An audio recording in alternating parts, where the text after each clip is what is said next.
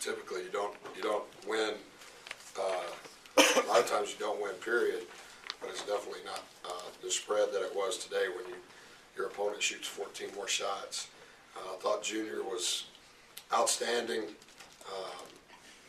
I thought Jimmy was outstanding on two, but I thought collectively as a team, relative to our scheme on what we wanted to do with him, I thought all our guys did a really good job.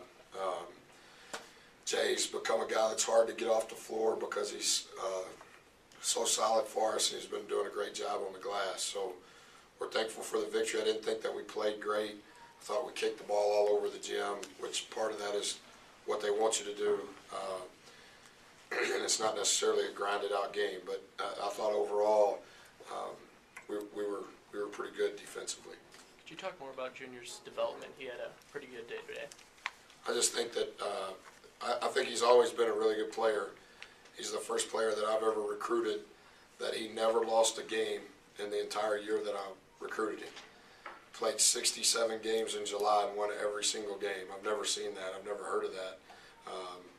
And I think that his injury slowed him down. He's got, by nature, a little thickness to him, similar to me. And when he can't run, he struggles. And I think his body's just now kind of in a groove. I think he's able to play extended minutes for the first time, mostly because of his conditioning, but also because defensively he's not a liability anymore. He's always been good offensively. I think he just makes the game very easy. Really good players deliver the ball on time, on target. Very few players deliver the ball on time, on target, and you don't have to do anything but catch it and shoot it. And I think that's why DJ played as well as he did. Chris and Devontae score because of Junior's penetration a lot of times, and that makes the game easy. Can he do that all the time? I mean, it seems like when he comes with that left-handed dribble, he can go. Yeah, he's powerful. You remember the real thick kid, the point guard when I first came to Marquette? That was at Pitt.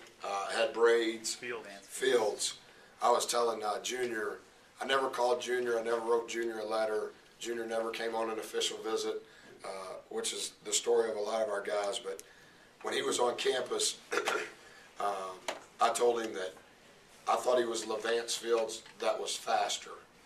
And I think that's kind of, he's only a sophomore, but I think that's what he is. I just think that he makes the game really easy and he forces help because when he's coming downhill, you're like, oh, he can't score. He can't shoot. That's what the scouting report says. But then you still have to guard him, and he forces help, and he allows an open shot for his teammate. I think he has a bright future. How big was that three he hit in Connecticut? How much does that help this conference? Boy, you got to have some big guts to take that shot as a non-shooter. But I think I told our guys after the game, that was our second paint touch on that possession. And Junior caught it and shot it in rhythm, which is the only way he has a chance to make a shot. But that our team threw it to him tells you of the confidence our team has in him. And that's just kind of his makeup. He's a very sweet person, and he's very unassuming as a player, but he's extremely competitive. And among all the guys that I've coached since I've been here, he takes criticism from me the worst. He does not want to disappoint me, and he knows when I'm jumping on him that it's bad. And I like his demeanor. Could you have envisioned going into the season getting 10 and 10 out of Junior, 16, 6 and 4 out of Chris at this point, with so much on the line for you guys? No. And I think what's happened, Todd, is kind of similar to that answer. I don't know that our guys necessarily think of numbers.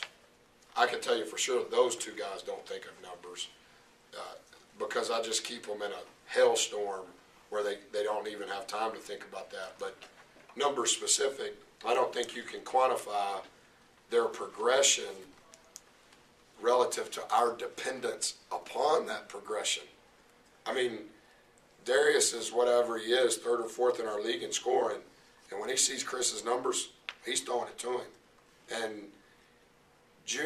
our guys want to play with Junior because they know he makes the game easier for them. But no, I couldn't.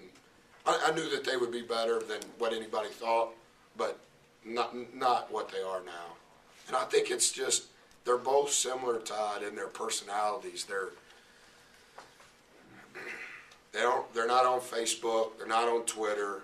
They're not doing all that kiddie stuff. But yet they're not an adult either. And so it's like, you said practice was at 3, so let's practice. You know, they're just study hall tonight at 6. Okay, I'll be there. And that's just kind of sit in the first 3 rows of class, don't wear a hat, and don't turn your phone off. Okay, yes, sir. And that's just kind of, they're very black and white in regards to how they think and how they live. Very, very, very simple. Building off of that, you talk about, DJ wanting to get the ball to Chris at the start of the game. He got a post touch, first 5 or 6 possessions. Was that by design, or was that the guys finally saying, look, we got a guy that can score down here, we want to get him? Well, I think it's both. I mean, we've definitely emphasized it as Chris has continued to mature. And I think the other thing is when Chris is posting, he's a lot harder to get around than you may think.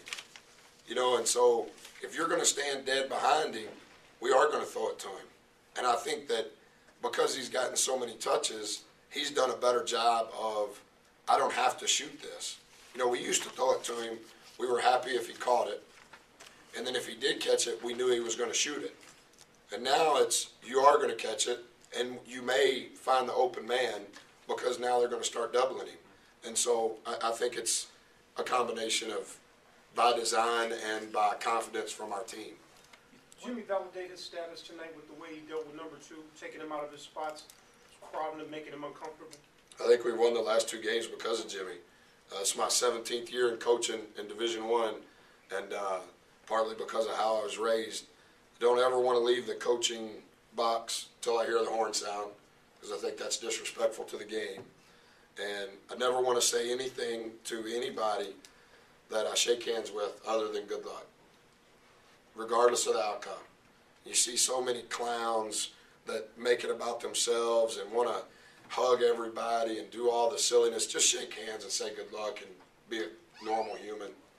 It's the first time in 17 years that anybody has ever responded other than good luck. Marshawn Brooks said that was the best scheme any team has had against me all year long. He said I could never get it to the paint, and I thought Jimmy was outstanding. And as I said in the intro, Jimmy and collectively what we were trying to do I thought was really good. It wasn't just Jimmy. A lot of it was Jimmy. But Jimmy was sick, and that's why he played the least number of minutes he's played in a long time. But I thought collectively we did a good job. Do you have the flu or something? Or? He's got, needs some salt, needs some sugar, low blood sugar type stuff, I think. Well, as you talked about